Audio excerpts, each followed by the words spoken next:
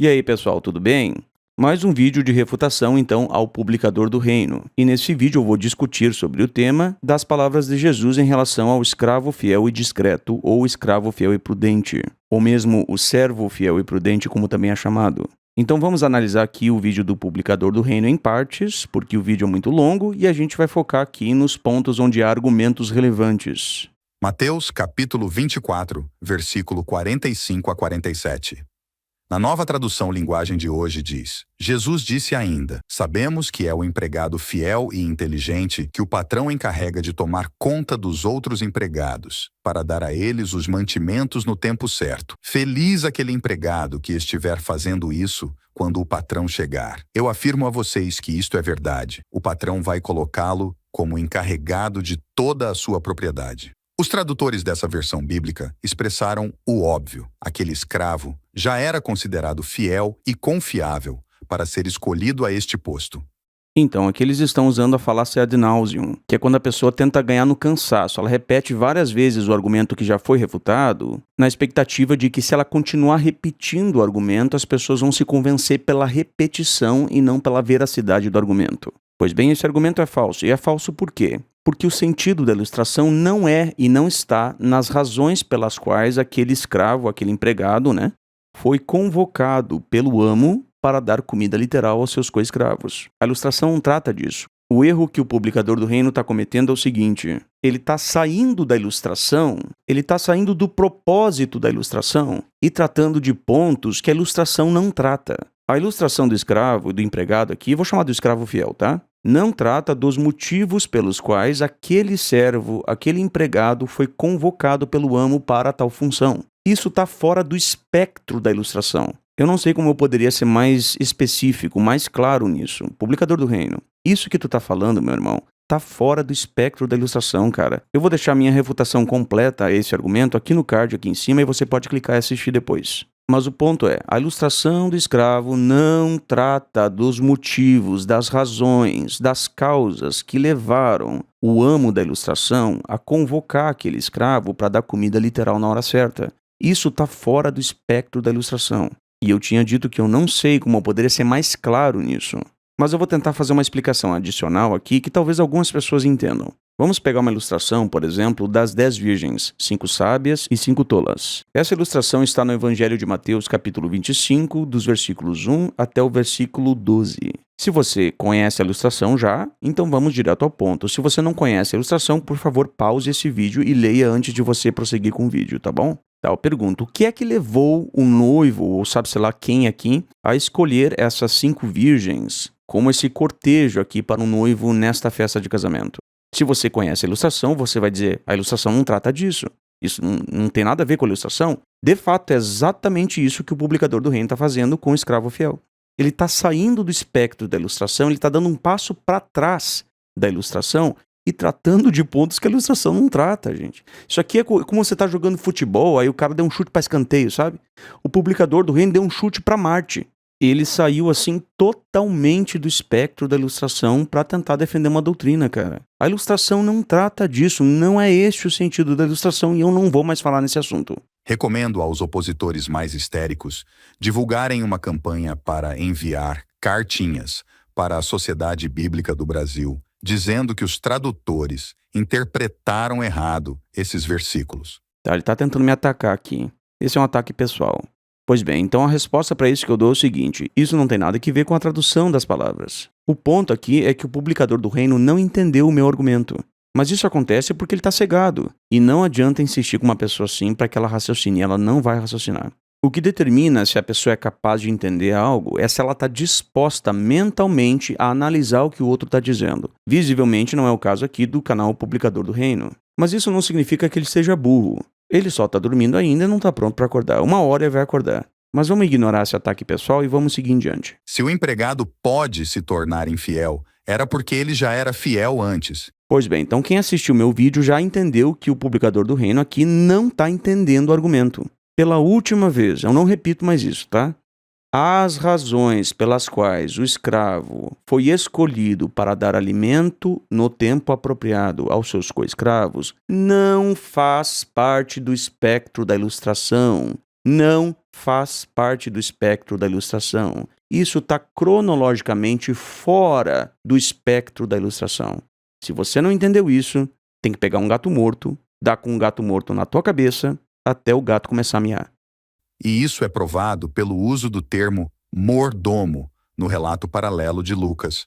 O uso do termo mordomo não tem nada a ver com o que está fora da ilustração. Então, publicador do reino, eu vou tentar simplificar isso de uma forma assim que até uma criança poderia entender. Você tem que ficar na ilustração. Você está saindo da ilustração. Portanto, nada do que você está dizendo tem qualquer sentido.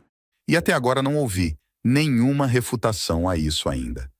Mesmo que Jesus te refute, tu vai continuar dizendo a mesma coisa. Tá, então tu quer viajar? Então vamos viajar. Digamos que você contrate uma babá para cuidar dos seus filhos. Se essa babá fizer um bom trabalho, cuidando bem dos seus filhos, ela será designada como a governanta da casa.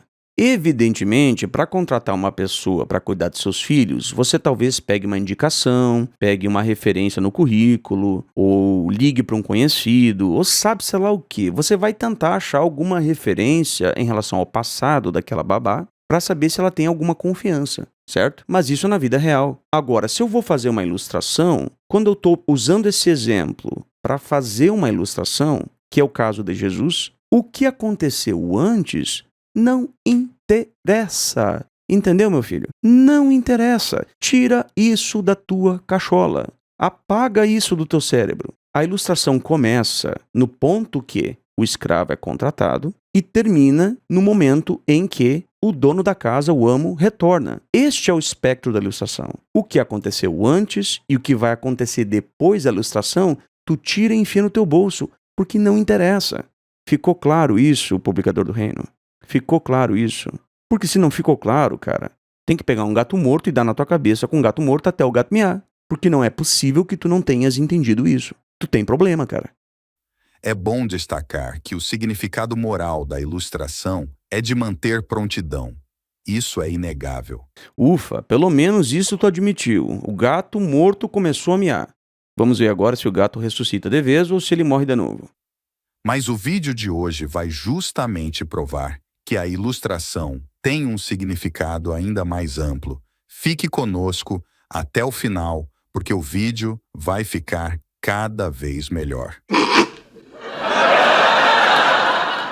Li alguns calouros na internet dizendo que o alimento fornecido pelo escravo na ilustração se tratava de alimento literal. Por isso, nossa interpretação estaria errada. Gente, isso é risível. É a mesma coisa de eu dizer: olha, a ilustração do joio e do trigo trata-se de joio e trigo literais. Mas a ilustração trata de joio e trigo literais, só que eles são símbolos proféticos de outras coisas. O ponto que a gente diz, quando a gente mostra para você que o alimento da ilustração é literal, o que a gente está querendo dizer com isso é o seguinte, publicador do reino. Ali não está falando, o alimento literal não se refere a alimento espiritual em uma aplicação mística, por assim dizer, da ilustração. O que nós estamos querendo dizer com isso é o seguinte: os elementos da ilustração são apenas elementos da ilustração. Eles não têm significado simbólico, como se aqueles elementos literais simbolizassem verdades espirituais. Como se, independentemente, cada elemento da ilustração tivesse um sentido espiritual, além do literal. Não, é isso que a gente está querendo dizer quando a gente diz para você que o alimento ali é literal. Ele é apenas literal. Não é esse o caso da ilustração do trigo e do joio. Na ilustração do trigo e do joio, nós temos representações proféticas, porque são ilustrações diferentes. Mas não é esse o caso nas ilustrações feitas por Jesus em Mateus 24 e Mateus 25, e eu vou te provar isso. Quer ver? Em Mateus 24 e 25, nos capítulos 24 e 25, Jesus fez 4 ilustrações que basicamente têm a mesma mensagem. Existe a variação na perspectiva, tá bom? Mas a mensagem, em essência, é a mesma. Tanto que essas 4 ilustrações são feitas em sequência, uma após a outra. E você que está assistindo o vídeo pode pausar o vídeo agora e fazer a sua pesquisa. Pode ler na sua Bíblia os textos aqui apresentados na tela. E essas 4 ilustrações são: 1. A ilustração do ladrão. 2. A ilustração do escravo fiel e discreto, ou escravo fiel e prudente, né? 3. A ilustração das 10 virgens, 5 sábias e 5 tolas. E 4. A ilustração dos talentos, do escravo bom e do escravo mau. Essas 4 ilustrações contêm, em essência, a mesma mensagem, com alguma variação ali na perspectiva, mas a mensagem é a mesma. Portanto, a ilustração do ladrão e a ilustração do escravo fiel e prudente, escravo fiel discreto também, contêm, em essência, a mesma mensagem. E o mesmo acontece com a ilustração das 10 virgens e a ilustração dos talentos. Nós podemos analisar brevemente aqui a ilustração das 10 virgens. A gente não vai ler toda a ilustração porque ela é muito longa, mas a gente pode fazer uma análise breve aqui sobre ela. Então a ilustração nos mostra que 10 virgens, foram escolhidas ali, sabe-se lá por qual razão, e esta razão não interessa, porque está fora do espectro da ilustração. Essas 10 virgens foram convidadas ali para ser um cortejo para o noivo, tá bom? Elas acompanham o noivo até o casamento dele. Isso era muito comum nos dias de Jesus. Mas existem elementos nessa ilustração. 5 dessas virgens levaram consigo óleo extra para manterem as suas lâmpadas acesas. Essas são as sábias, mas as virgens tolas não levaram óleo extra. Então, no meio da noite, o noivo se atrasa e elas têm que sair do local para comprar óleo. Só que nesse ínterim, enquanto essas virgens estão fora ali do local, o noivo chega e não vai com elas para o casamento, para a cerimônia do casamento. E elas ficam de fora. Então Jesus usa esta circunstância, este evento, para ilustrar o senso de prontidão e de vigilância. Esteja preparado, assim como as virgens sábias estiveram preparadas. Este é o sentido da ilustração. E apenas isso. Pois bem, então a ilustração contém vários elementos. Contém o óleo, contém a lâmpada, os comerciantes, que são ali descritos como os que vendem, Então peguemos esses 3 elementos. Publicador do reino, responda, mas responda com a sua mão na consciência, tá bom? O que é que o óleo e a lâmpada representam? Será que representam algo como as verdades espirituais proclamadas pelos cristãos ungidos no tempo do fim? É isso que significam ali, que representam, melhor dizendo, o óleo e a lâmpada? E a resposta é não, nem o corpo governante ensina isso. Mas o óleo e a lâmpada são elementos da ilustração. Eles não têm significado profético e simbólico neles. Agora vá para a ilustração do ladrão. Existe um elemento, que é a casa. O dono da casa espera o ladrão chegar. Ele está pronto para quando o ladrão chegar. Quando o ladrão chegar, o dono da casa vai estar ali alerta. Agora pense no seguinte, aquela casa literal, na qual mora o dono da casa, na ilustração. Será que ela significa ou representa as congregações criadas pelos cristãos ungidos ao redor do globo no tempo do fim? Não, ela é um elemento da ilustração e apenas isso. É isso que a gente está querendo dizer quando a gente diz para você que o alimento da ilustração ele é literal, ou seja, ele é apenas um elemento da ilustração e nada além disso. Gente, tá claro isso? Eu acho que tá bem claro para quem assistiu o vídeo. Mas se trata de um escravo só, não um coletivo. Essa pergunta também é facilmente refutável. Leia comigo Isaías 43:10. Tá, e aqui é um ponto muito importante em uma aula de apologética. Ele vai tentar refutar, mas ele não vai conseguir refutar. Ele apenas vai mostrar uma outra possível interpretação, mas ele não vai conseguir fazer uma refutação. Ele vai tentar mostrar que o escravo fiel e discreto seria coletivo, seria um grupo de pessoas. Ele vai tentar provar isso, mas ele não vai conseguir provar. Ele apenas vai mostrar que é possível que o servo no singular, escravo no singular, se refira a um grupo de pessoas. O ponto que ele deixou em branco, a lacuna que ele deixou é a seguinte: como eu posso ter certeza de que este é o caso do texto que fala do escravo fiel e discreto no singular? E isso ele não vai conseguir fazer. O texto diz: vós sois as minhas testemunhas. Note que aqui é plural. Sim, meu servo, a quem escolhi. Note que a referência aqui é singular. Mas óbvio que se tratava do coletivo de testemunhas. Logo, a singularidade na ilustração não aponta necessariamente a uma única pessoa, mas o contexto bíblico indica que é um conjunto. Tem 2 erros aqui, gente. Mas antes disso, a análise que ele fez está certa, tá? A análise que ele fez ali é correta, parabéns aí ao publicador do reino.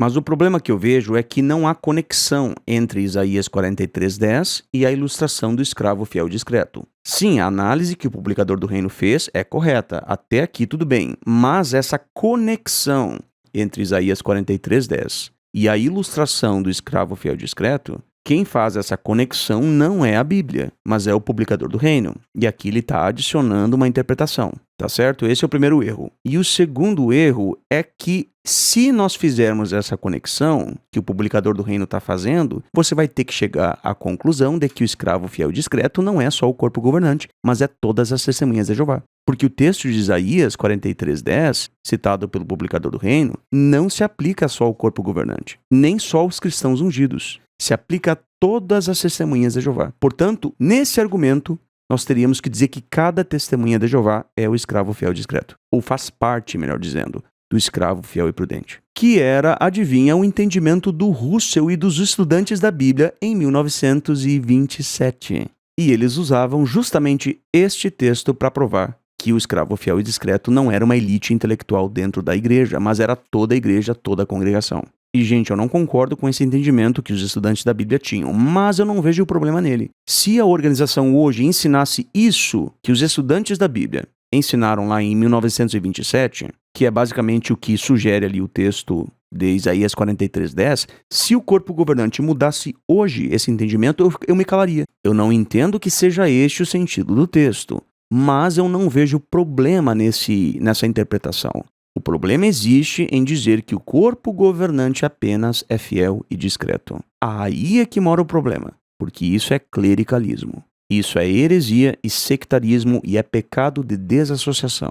Inclusive agora seria bom dissertar um pouquinho sobre isso, sobre o porquê de um entendimento lá de 1927, de que o escravo fiel era todo o corpo de cristãos na terra. Apesar de eu não concordar com esse entendimento, eu não acho ele problemático, mas eu acho ele bastante coerente com o texto. Eu não concordo com esse entendimento, mas como eu falei, eu aceitaria de boa se a organização ensinasse isso, eu não veria problema nisso não. Então esse é um ponto muito importante desse vídeo, preste bastante atenção, tá certo? Os estudantes da Bíblia argumentavam lá em 1927, conforme o Russell já defendia, que o escravo fiel era todo o corpo de cristãos, toda a igreja, ou seja, a igreja de Cristo. A igreja de cristãos fiéis no tempo do fim. Este seria o escravo fiel discreto. Não é cada cristão individual, segundo o que eles entendiam, mas é a igreja como um todo. Este é o servo fiel, o escravo fiel, a igreja inteira. Era isso que entendiam os estudantes da Bíblia em 1927. E que Russell já dizia isso antes, tá bom? Por que é que, apesar de eu discordar desse entendimento, eu acho que esse entendimento é bastante coerente e eu não vejo problema nele não. Por quê? Olha o que diz ali no versículo 47, diz assim, ó. Jesus disse, digo a verdade a vocês. Ele, o amo da ilustração, né? O encarregará no singular, tá? O aqui refere-se a ele, no singular, de todos os seus bens. Então, com base nisso, os estudantes da Bíblia argumentavam o seguinte, visto que o amo, que representa Jesus, encarregará o escravo no singular sobre todos os seus bens, este escravo não pode ser cada cristão, mas ele tem que ser a igreja inteira. Porque Jesus designará o escravo no singular sobre todos os seus bens. Este era o argumento feito pelos estudantes da Bíblia e pelas testemunhas de Jeová até pelo menos 2013. Então argumentava-se que este escravo não poderia ser cada cristão individual, mas teria que ser o corpo coletivo, porque é o corpo que será designado sobre todos os bens. Se cada escravo for designado sobre os bens do amo, não teria como cada escravo ficar designado sobre todos os bens. Entendeu o ponto? É uma questão matemática. Você não pode dividir 100% dos seus bens para 100 pessoas e cada uma delas fica com 100% dos seus bens. Não, mas cada uma delas ficaria, nesse caso, com 1%, né? Mas aqui diz que o amo designaria o escravo sobre todos os seus bens. E era esse o argumento que os estudantes da Bíblia faziam. O escravo tinha que ser coletivo, para que este escravo fosse designado sobre todos os bens do amo. Este era o argumento feito. E para ser sincero, esse é um argumento muito bom. Conforme eu falei, eu não acho que é este o sentido da ilustração, porque eu não vejo os personagens da ilustração como representando realidades proféticas. E os elementos da ilustração também não representam realidades. Porém, se nós presumirmos que os elementos da ilustração e os personagens também representem realidades proféticas, espirituais, nós teríamos de dizer que este escravo é apenas a igreja inteira, o corpo inteiro de cristãos na terra durante o tempo do fim. Então veja que interessante essa possibilidade aqui, né? Pois bem, então por que é que eu afirmo que a ilustração do escravo fiel não é uma profecia, mas é uma ilustração puramente de alerta? E tem um argumento que é muito forte. E esse argumento é o seguinte: a cláusula feita por Jesus na ilustração é condicional. Jesus disse ali, ó: feliz aquele escravo se o seu senhor, quando vier, o encontrar fazendo isso. Então preste atenção a essa cláusula condicional. Note que Jesus não disse que haveria, no tempo do fim, um escravo fiel e discreto que daria alimento espiritual no tempo apropriado. Jesus não disse isso. Antes, na ilustração, dar alimento aqui literal no tempo apropriado é uma possibilidade. Ele disse: feliz aquele escravo se, condição, se seu senhor, quando vier, o encontrar fazendo isso. Jesus não afirmou que o escravo estaria fazendo isso, mas essa é uma possibilidade. Profecias não contêm condições. Se isso fosse uma profecia, essa conjunção se, essa cláusula condicional, não poderia estar ali no texto, porque profecias não contêm cláusulas condicionais. Os cumprimentos das profecias não possuem condições, não possuem cláusulas condicionais. Aviso sim, o alerta sim contém cláusula condicional. Eu posso dizer assim para você, ó: se você fizer bem seu trabalho, você vai ser recompensado. Se fizer mal seu trabalho, vai ser demitido. Isso não é profecia, isso é alerta, isso é aviso. Então aqui eu acho que ficou bem claro por que é que eu defendo que a ilustração do escravo fiel e discreto não é profética. Ela é um alerta, assim como também é a ilustração das 10 virgens, a ilustração dos talentos e a ilustração do ladrão. Na verdade, a ilustração do escravo fiel e prudente e a ilustração do ladrão têm a mesma mensagem. Tá certo, gente? Esse vídeo já tá ficando longo, eu não vou citar aqui todo o vídeo do Publicador do Reino, você pode assistir ao vídeo depois. Eu vou deixar aqui o link para você assistir ao vídeo completo, mas eu acho que tá mais que claro isso, gente. Tá certo? Pelo menos para mim tá claro como sou. Eu fico por aqui, até a próxima, um grande abraço.